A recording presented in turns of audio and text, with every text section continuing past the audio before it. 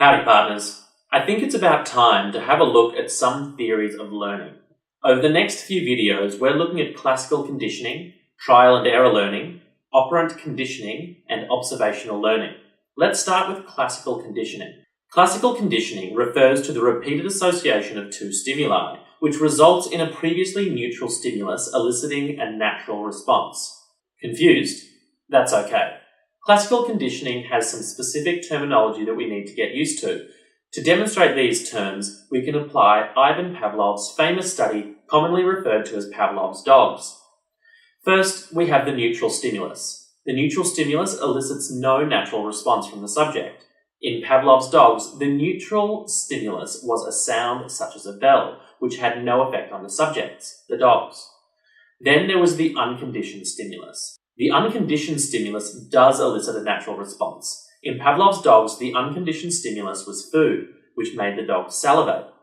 The unconditioned response refers to the actual response elicited by the unconditioned stimulus. In this case, the response elicited by the unconditioned stimulus, the food, was salivation by the dogs. So, at the moment, it looks like this.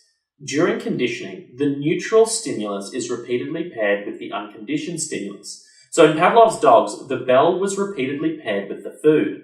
This forms the conditioned stimulus, which is the same as the previously neutral response.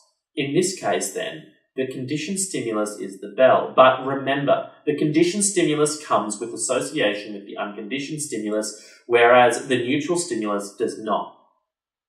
And the conditioned stimulus elicits the conditioned response. Importantly, the conditioned response is the result of the conditioned stimulus and not the unconditioned stimulus. So in Pavlov's dogs, the conditioned response is salivation due to the bell and not salivation due to the food.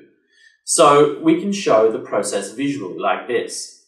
Before the conditioning process, we have the neutral stimulus, the unconditioned stimulus, and the unconditioned response.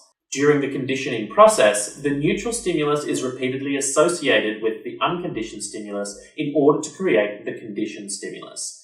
And the conditioned stimulus elicits the conditioned response. So, due to the repeated association of the neutral stimulus with the unconditioned stimulus, the bell went from having no response on the dogs to eliciting salivation.